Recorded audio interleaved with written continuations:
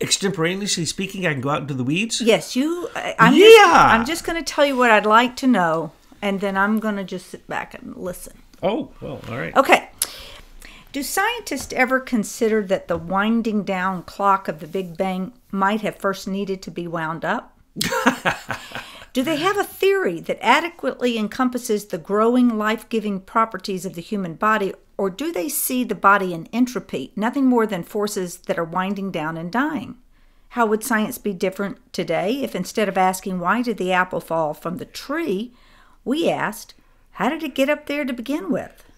How is it that our bodies are renewed each night when we go to sleep? What is it that we need to sleep for physical and psychological health? What is happening, Thomas, when we sleep? What makes a plant grow and organize in a fashion that goes on indefinitely from seed to plant to seed again? How does a tiny acorn, which fits right in the crevice of your palm, become a mighty oak? Simply by being planted in the earth and receiving sunlight and water. Where do these forces come from? What are these forces? You've given me great latitude. Now, normally I go out in the weeds. I'm going to go out into the ethers on this one, I'm afraid to have to say. I hope you can hang onto your hat and follow. Entropy and ectropy, that entire thing is asking the question of why don't scientists study ectropy instead of entropy? The death of things, they study entropy. Why don't they study the life of things? Is there a single, there are a few, so I need to qualify that, but where do you see anywhere in science where they talk about studies on levity? Where in science do they actually describe the forces of life and the way that carbon gives up itself in the natural kingdom to build everything we see? And how does, in the human body, silica and calcium trade places? This is what they should be studying, ectropy, which means life-giving. And so they're going to say, well, we know that with the plants, it's the sun. Well, it's the same with the human beings. How come they haven't studied what sunlight does to you, and then how that creates your dreams, and how it creates the images in your mind? How is ectropy, in other words, what is the mechanism for ectropy, for levity, to create life, so that we can start to study life now, not just the way that ions are exchanged as one substance changes into another. And, the principles of thermodynamics, complete nonsense, that there is no such thing as newly created matter, and that it's just complete nonsense. We have to remember that the science that we believe in now, it is a belief. It is secular humanism that is so materialistic that it completely limits the human scientific experimentation to the five senses. And those are going to not take you very far, because even the basic forces of science are, in fact, unseen. They're invisible. We can see them as they manifest into the three-dimensional world sometimes. For instance, with electricity, we can see a spark from one gap across the gap from one point to the next. But we're not actually, that's actually the air we're seeing lit up. We don't see the air. We don't see water, technically. We see its container. Everything is invisible that is really a major force, whether it's warmth, light, atomic reactions, what we call valence, or what in spiritual science we would call sound, and then life. What is life? And how? Oh, well, life is DNA. Really? Well, can you explain DNA that half of it isn't even written on? What's the other half for? And we barely understand DNA. We can manipulate it so that we can basically handle things that are, again, entropy, dying, the clock winding down. And first off, imagine for yourself somebody being so psychotic that they're going to tell you that the entire universe at one point was a ball, a very hard ball of mass that is no bigger than your hand. It can fit, in fact, in the palm of your hand. And that exploded, and we're still in that explosion. And that created everything in the universe. What is that? That's not even as good as the mythologies that are out there. So what we're talking about, ectropy, is in fact the ethers. Now, when you say ethers, you get into some very, very mysterious areas. It gets so mysterious that I don't even know where to begin. As a matter of fact, soon I'm going to be giving a talk on this very topic, and I've been working on it a lot. there's also a lot of material that will be in the description box below this broadcast. But when we talk about the ethers, I think we should get, I'll wait for your next question, because boy, if I launch into that, I'm going so far out into the ethers, I don't know if I'll come back. Okay, well, before you go into the ethers, I'd like to read something that Rudolf Steiner said that maybe you can talk about, because in this book, The Theory of Everything that you've written, there's a lot of examination into the cycles of 7. And this is what Rudolf Steiner wrote. We, together with the earth, are within these interpenetrating spheres. 7 spheres mutually interpenetrate one another, and we grow into this interpenetration in the course of our life, are thus bound up with it. Our life from birth until death evolves out of its basic endowment, while the star spheres, in a certain sense, draw us on from birth to death. And before you answer it, folks, just sit back and think for a moment. Have you reached the end of your evolution as a human being? Have you ever thought about what is it to be a human being, and what do we evolve to become? And why is it that science seems to want to put a cap on our evolution and they only look at our physical evolution? Who are we becoming as humans? Exactly. And if you know that we are only in the 4th stage of 7, then, and that real birth comes in the 5th stage, when you actually get to see what is the intent of all 7 stages. You see that in the Monarch Butterfly, and we put that in the book because it's such a perfect example of the way that a first-generation Monarch Butterfly only lives for a few weeks. Same for the 2nd and 3rd generation, but the 4th can live for a year, flies to Capistrano or Mexico, and comes back, makes one of the most incredible flights of any, certainly insect and even birds.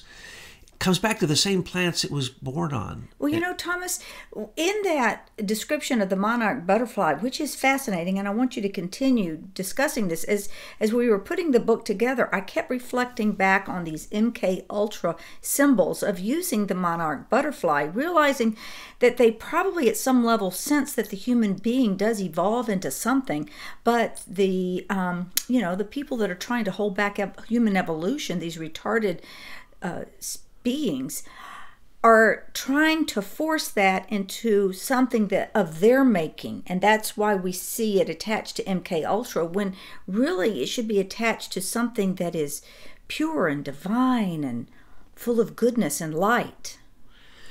So true. And we're going, so many people believe that our evolution is with artificial intelligence and machines. That's de-evolution. That's going back into the mineral realm, back into the animal and the plant realm, and simply taking our humanness back into the stages that are coincident with our own being. So the human being has the mineral, the plant, the animal, and the human inside of it. And someday we are going to evolve into angels. Some people will devolve back into animals, and probably using machines to help them do that. Because actually these choices reside within you in each moment you live, whether you're going to evolve as an angel or an animal. It's in the decisions you make every day. And the mystery of the cycle of 7, as you point out, is at the heart of everything. And so we keep always referring back to the spiritual axiom that all manifestation happens in cycles of 7. All phenomena is created by vortices, and that the microcosm, the human being, is a perfect example of the macrocosm, the whole cosmos. And so if you look out of the cosmos and you're trying to figure things out, and you're using, the CERN collider to try to figure out particle physics that go back to the moment of creation, notice that they change those theories all the time. The Higgs boson God particle that they thought they found, they didn't find that. That's all myth. The fact that there'll be an artificial intelligence more intelligent than human intelligence, that's a myth. These are science myths. So what we did when we wrote this book is the book Eternal Ethers, a new theory of everything, or a theory of everything. Sounds really crazy to say that we're writing a theory of everything, but what we're doing is we're revisiting the ancient theories, current theories, and showing that it is very clear that the entire scientific mythology can be explained by ancient texts if you can understand them, and then can be applied in today's world. And that's what people would imagine, is that the myths of the ancients have nothing to do with the modern world, but they have everything to do with it, and we prove it in this book. Well, let's get back to the ethers. Rudolf Steiner says that the sentient body would not be able to perceive it. It is the sentient soul that really comprehends the variety of etheric currents running through the physical body. That is a profound statement. When you start quoting Steiner, oh boy. Okay, so let's talk about this. Well, you want to talk about the ethers? The body, we all acknowledge we have a body. But we don't know how it stays alive. We have to sleep at night so it can be rejuvenated. We're all just a bunch of little babies. We're barely little hatchlings. That's what we are. So we have to sleep at night 1/3 of our life, some much more. To do what? So that a life body that's inside of you can basically rebuild what you destroyed while you were awake during the day. It's really very simple. You have a life body called the etheric body, and then you have a body. Now, I'm going to throw this out right now because this is extemporaneous. If you have a female body, then your life body is male. That's why you can have babies. If you are a male, your life body is female. Then we have another, and we're going to come back to the etheric body because that's what this is all based upon. Now, but first, we must look at this.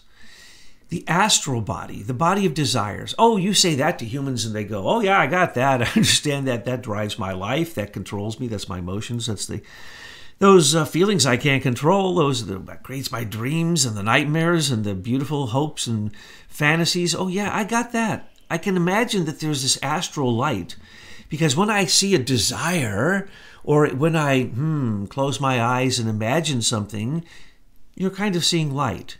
Now, it isn't technically light. It's we can go into great detail if you want the details of that, go to Book 2 of the Gospel of Sophia, and we describe it in great detail. But that inner light is a reflection of the sun. So we take the sun and we transform it.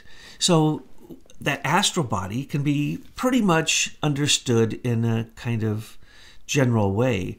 But where does that astral body, in the daytime, what does it do, that astral body? Oh, it drives you. You have to go to work. I have to do this. I have to get some sex. I have to get some food. I have to get my addictions. I have to get this drink. I have to drink this, smoke this, whatever. I have to take this pill. I have to... What is that? Astral body. In the daytime, it drives you, sometimes drives you crazy. So everybody knows that. They have one. Can you see it? Well, sometimes you're so angry that it's on your face like an animal image, or sometimes people who are sensitive can sense your astral body. But so we can say, okay, we have this astral body, and at night, what happens? Well, we'll discuss that in a second. I was just going to say, for folks, you see, you can see your physical body. You cannot see your etheric body or your astral body, but you can see the results of the activity of the astral body or the etheric. I love this quote here from your book. And by the way, let me remind folks that all of our books are free. We make them in a PDF format so you can download them. We don't want to live in the New World Awakening all by ourselves. We hope that other folks will join us and read these fascinating books. But let me get back here. While the etheric body is firmly rooted in the physical body as normally it is, its vibrations cannot act on the brain sufficiently to become conscious, because the physical body, with its coarser rhythms, conceals them. So folks, just because you can't see this, which Thomas is explaining, doesn't mean it doesn't exist. Correct. And the etheric body is what you do every day. It's your habit. So the coarser activity of your physical body, what is it controlled by? Your habits. What established your habits? Your astral body, your desires, your feelings, what you believe in, your religion, all that. But then there's another body, but it's not really a body. It's the microcosm is the macrocosm. It's the perfect example of a singularity that is a 3D holographic image of the cosmos, of the whole. When we look out into the world, that's what I'm calling the cosmos, all the way to the stars and beyond. But so much of what is believed about that is sheer mythology. So let's get back to reality. Reality is, you know, you're different from another person. Generally, your thoughts are yours. You have an interior world. You have a soul. So you have a physical body and a soul, and you have a spirit. And what controls the spirit? You could say the astral body kind of controls the soul, doesn't it? The desires that you have, whether they be pure, religious, divine, transcendental desires, or whether they be the base 7 deadly sins desires. Doesn't matter. That's up to you. That depends whether you go to heaven or hell, become an angel or an animal. But the ego, so we call it ego, or the I am, or the ego body. So you have one, but it's not a real body, and it's invisible. It's what, when you take yourself into sleep, that's why you stay who you are. And when you wake up, you're the same person, generally, unless you're psychotic or whatever. So generally, that I am goes from one day to the next into this deep, dark realm of the night of sleep, where the etheric body has to rebuild the physical body. It's so busy doing that, it actually works harder at night, the etheric body, because in the daytime, the astral body is just killing the physical body, literally. And at night, you restore it. So it's like the Holy Grail. The etheric body restores the body like the Holy Grail, or this cauldron of Caradwin or Anwin, or all these cauldrons where you fight in the daytime, and then the soldier is thrown into whatever's in that cauldron, cooked, and then they jump out in the morning completely renewed, and there are no wounds, and their body parts are all back together. What is that? The etheric body. So what's the battler doing in the daytime? That's your astral bodies. But you have an ego. So the ego goes out at night when you sleep, and it separates and takes what? Your astral body. It doesn't take your habits. It doesn't take your smoking, drinking, addictive habits, or your praying, meditating, beautiful kindness and giving and sacrificing to others habits. No. Those remain with your body, trying to have the etheric body restored. So your I am says, oh, well, I have to keep conscious while the astral body in your dreams works through all that stuff that you really didn't work through very well in the daytime. So if you're afraid, you may be chased by something in your dream. Or if you're very greedy, you may be longing to get some more gold in a palace in your dream, or whatever. So the point is, you have these 4 bodies. How did you get those 4 bodies? And why are they different? And could we call them dimensions? You could. Well, some call them levels of consciousness, because as you become aware of each of these bodies and they become tangible to your perception, remember, again, it's not something you see physically with your eyes. It's a matter of spiritual perception. Eastern traditions often speak of a land where aspirants can directly encounter these ethers. They're called, sometimes you see it represented as Shambhala, Teshida Heaven, New Jerusalem, Eden Regained. And reaching this land is the goal of the path of self-development. Absolutely. Mount Meru, Tushita Heaven, the 7-story mountain, endless. You name a tradition, and I can name you a description of it that goes to a rarefied realm, transcendental, insinuating that you've been there before and you're going back, like a home. And this realm, Rudolf Steiner calls the realm of spiritual economy. It's the etheric realm around the earth. So the earth, yes, when you look at the earth, it looked as if the earth was going to spin until the sun goes out and then it dies, whatever. So death, the winding down clock of the cosmic astrophysicists, who are all a bunch of mythologists who just want to put their name on a theory that is going to be transplanted or supplanted, within less than 100 years. Sometimes now within less than a few years. Gravitons, for example. Oh, Einstein's gravitons have been discovered. Well, where do gravitons appear in Einstein's theory? Oh, Einstein's theory of the propagation of light is always at a certain speed, cannot go beyond that. Oops, totally blown out of the water. In lasers, you can go 10 to 100 times faster than the speed of light, Mr. Einstein. And Einstein says that there is a continuum for all light. That means everything we perceive in the cosmos, he determined by the perception, the eyeball, one of our 5 senses, of light, and that he imagined that what happens on the earth goes on in the cosmos. But not a single scientist that I have ever encountered, and you witnessed this, when an astrophysicist, one of the top ones of the top universities, Ivy League, sat there and said he didn't know what the luminiferous ether was. Well, then you're an idiot, because Einstein's theory of general relativity, all of his theories are based upon the pre-existence of the luminiferous ether. Yes, and I remember that very well, that occasion where we met with that University of Michigan highfalutin professor who told us about his theories, and then you went in and told him about his theories. He was sat there, he was stunned, he had nothing to say. And thank you very much, Douglas. We haven't been invited back to those dinner parties anymore. But something else, too. Folks, I know as a little girl, I was fascinated with the movies that they ran back in the day about Shambhala. I just knew that there was a place other than this physical world that we see, and I wanted to find a path there. And also, and this was long before I started reading these things in spiritual science, the elemental beings of the gnomes, the undines, and the sylphs, that would gather around, that I would see as a child. And many of you out there may still have a relationship to these elemental beings. So we don't see these beings with our physical eyes, but what is the experience that they bring to us? You always ask the most difficult questions. Oh, and that's the reason that we have had to write 7 books, because it took 7 books for us to answer the questions that you demanded to have answered and make them applicable. So here goes. Gnomes of the earth, undines of the water, sylphs of the air, and salamanders of fire. What are those? Why are they living beings when those elements, science would call those elements, which we call earth, water, air, and fire, they would call them solid, fluid, aeriform, and plasmic. Plasmic meaning that which is heated, but you can also have cold flame. So there's plasma in your blood. It carries the warmth of your blood. So there's plasma. That's the new science. So when I say plasma, we would call that fire in the ancient times, but you could also call it warmth. So what is the difference between these elements? For instance, the Greek philosophers believed, and they fought over this, which was the primary element. And the one who fought over the element that was primary, that created all things, he said it was fire.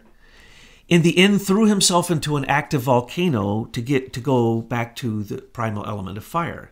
The one who water, of course, the one for the earth off the top of a mountain, killed himself. And so you have these philosophers who believed in these things, but they didn't believe in the thing that could go between them. And that's the element that they don't name. It's called the quintessential element. It's called, in the Greek philosophy, it's called the being, because it's a being, of ether. A-E-T-H-E-R. And ether was male and female and was born from an egg.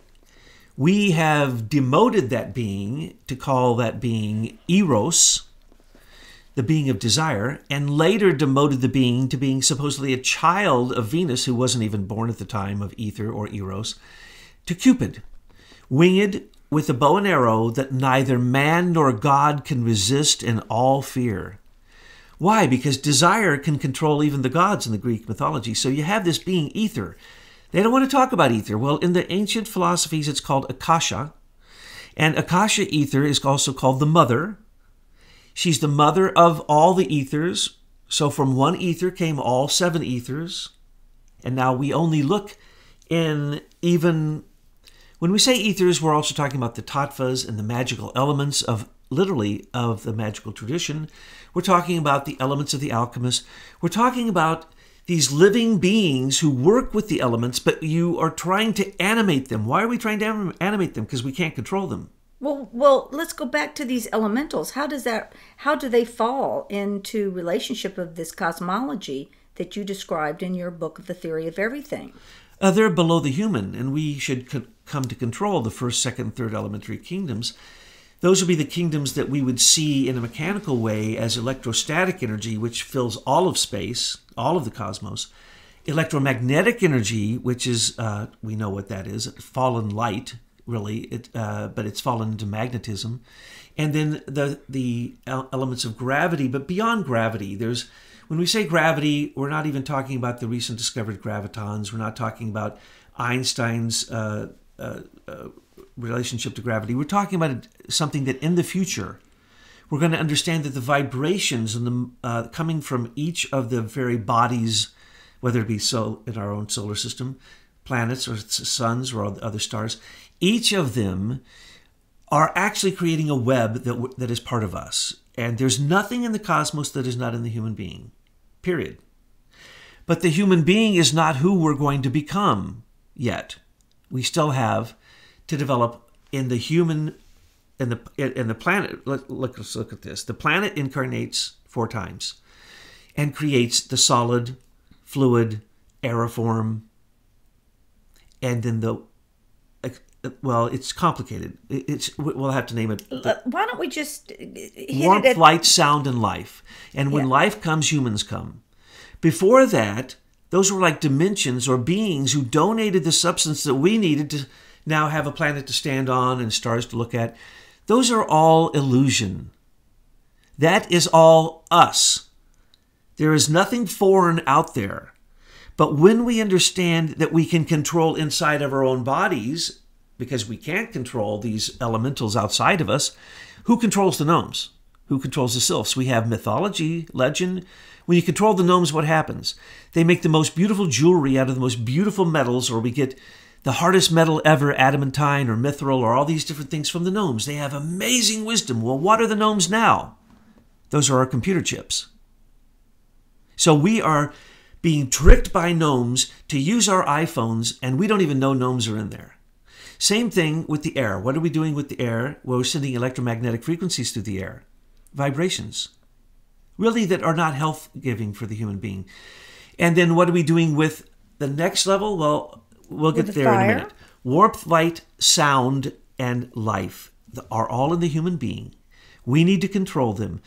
So there are etheric forces, etheric streams that are running through the human body that once you learn to control them can actually develop other streams of energy, etheric energy, that during your daytime can actually cause a fantastic life to come to your etheric body. And at night, then you would benefit from that also. So we need to control our astral body so we can control our etheric body, and we do it through our ego, and that can control our physical body. So there's these step-down transformations. But if you don't understand the etheric and you don't understand you got to control your astral body through the 7 virtues, 7 heavenly virtues, simply extinguish the 7 deadly sins. You don't even have to worry about them anymore if you develop the 7 heavenly virtues. That controls the astral body. But those are personal choices. Yes. You make the choice of whether you sin or whether you live the virtues. And that's what we're seeing in the world today. We cannot overcome all the evil in the world by President Trump just signing some executive order. This is something we have to do in the hearts of ourselves. Absolutely, absolutely, Betsy, because our bodies are a liquid antenna, standing upright and broadcasting and receiving. So yeah, we're being bombarded all the time, but those of us who are thinking angelic thoughts are in fact radiating them out. Not only when we contact these higher beings through the etheric realm, whether it be Shambhala, the realm of spiritual economy, the etheric realm, the realm that Christ is reappearing in, which is the etheric realm. So if you could look into the etheric realm now, you would see that Christ is there fighting to make sure that the living body that surrounds the earth causes the earth to go on. Otherwise, human beings have the capacity at this time, because we've been given an I am, an ego, to destroy the earth, and we have been working very hard to do so. But it's pretty hard to kill Gaia, Rhea, Mother Earth. And so, anyway, we could get into the fact that it's the higher ethers don't come to the earth. Because really, when you're working on the ethers, you are working on the magical substances that cause life. You are working on ectropy. You are working on levity. You are working on that which is ascending, that which is going into the future, going back to where you came from, but transformed on a higher level. That's the whole mission here. And if you don't do that, well, then you can become a slug or a worm if you want. You can become any kind of animal you want. You said it here, page 54. Consciousness is beyond space and time and is the intent of evolution that humans evolve into spiritual beings who are not limited by either. The 6th and 7th ether don't come to the earth. They stay outside our atmosphere. If you could rise out of the atmosphere and directly through a shield, a very simple shield, which I've described in a book, in a description called The Fairy Tale of the North, we call them biospheres. So if you rise up in a biosphere, you're able to, through this lens, receive the sun, then you get the higher forms of what are the two ethers, which are called the sound ether and the life ether. Now that is the future, but some people can do that now to a certain degree. They're actually reaching into the future, reaching into the transformed third and fourth, the we ether do of this sound in and the light. internet all the time. I'm always saying the internet is beyond time and space. Down here, we are trying to replicate a mechanical form of consciousness that directly comes to us from the sun and the stars. So yes, we are creating a mechanical form of that. We're actually creating kind of an anti-sun being. We're creating a realm down here for an anti-sun being to actually come down here and more or less take over the mechanicalized world. Well, that's what we're fighting against, because right here on this earth, Christ is fighting in the etheric realm to keep it renewed and to keep it strong, and that is true for the human being. As we're being bombarded, so is the physical realm of the earth. So your body is under attack, the physical earth is under attack, and in the future, the remedy is there. But it may not be on the surface of the earth, is what I'm trying to say. It's in the atmosphere around the earth. So when we can learn to directly take from the sun the sound ether and the life ether that are not fallen, that is the tree of life. That's the reason we can't reach them. That's the reason the Garden of Eden isn't here right now. It went behind the stars is the story, and it will descend later. That's the reason to get to the tree of life. It has been taken from us. What do we have? The tree of knowledge of good and evil. So the other warmth and light ether are down here, and we have the fallen sound and life ether down here on earth. And we're making a mess of that. So that's the reason that we don't have access or don't know about the risen sound ether and life ether. And that's the trick. Now, how do we get there? Here's the simple thing. And we could even end after this because it is this simple. Your hand is a perfect example of the 5 ethers that we're working with now. And by the way, the reason we have 5 ethers, the earth is in its 4th incarnation. The humans right now in its consciousness is in a 5th stage. So we are advancing. And right now we're supposed to really be understanding these things and reaching into a new science of the etheric so that we can create a science of life instead of a science of death. But if we look at the palm, if we look at your hand, the thumb is the Akasha ether. It's the mother.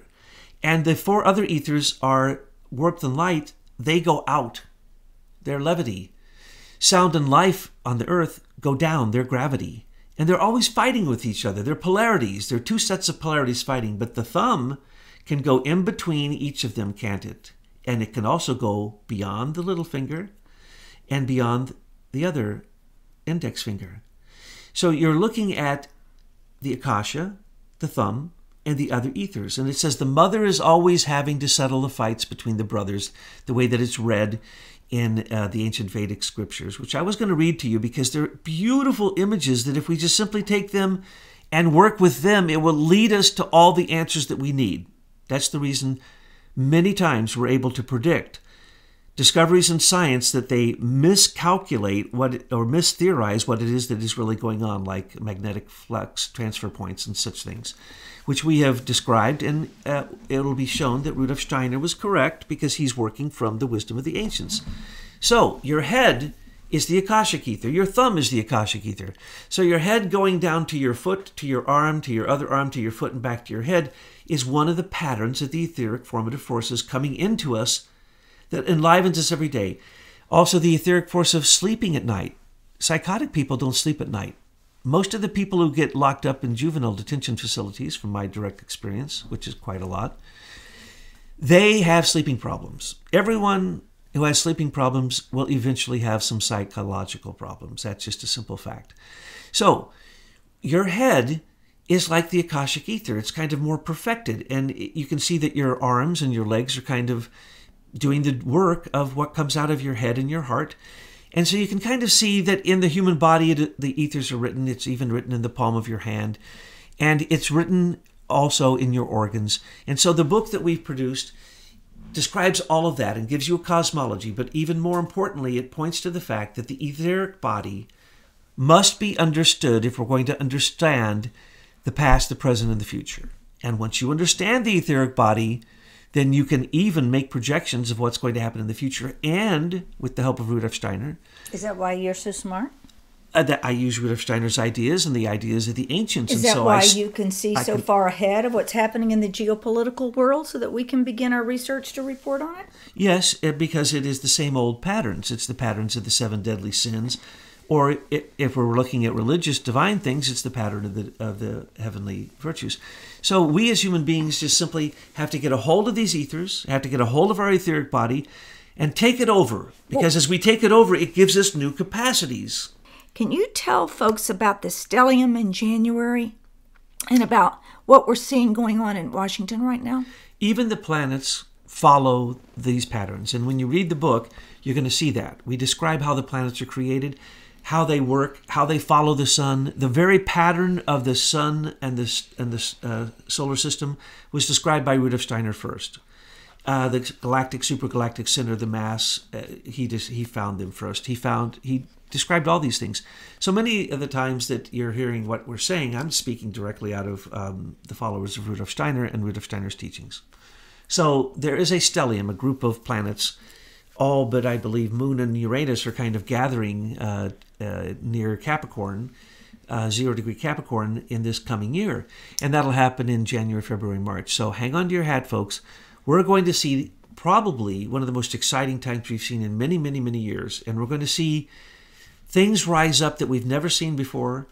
And if you're hanging on to the past, it's going to take you down like a millstone around your neck. And if you're ready for the future, you're going to rise up like a phoenix out of the ashes, which of course comes from an egg, which of course is a reference to ether, which is a reference to Eros and what we were talking about. So we are at that time. We are at a 500-year mark when the phoenix rises from the ashes. And we told everyone, with the direct solar eclipse coming across America and another one coming in a couple of years to make an exact cross in America, in the heartland of America, and that it's directly related to Trump's chart, the first one. Trump is the phoenix, and our time is the phoenix, and you're the phoenix. And so though it looks as if there's a lot of dross that has to be burnt off, good. Burn it all off. That's what the warmth ether is for. Burn it all off, because fire is the most holy and sacred thing. It was there along with, before there was space, there was a different type of space called Akasha. Before there was time, there was a thing called duration. So their consciousness was before time and space, because consciousness was there during duration and there during the Akashic space, which is the mother, which is usually called the deep or chaos. And out of that chaos comes an egg. That's us, folks. That's our ego. And we are that winged being who comes out with the bow and arrow. And everywhere that Eros shoots the arrow, land is created, water is created, mountains are created, sky is created. Everything's created. Well, that's what we do with perception. We are Eros. We are the Akashic. And we now have a theory called the Akashic theory, as well as a variety of other theories which are clearly described in the book. There are theories that now describe this, and now the scientists are going back. There's hardly a new scientific theory that doesn't say etherons, ethers, gravitons in the ether. Ether is in every new theory. Finally, they're acknowledging the ether.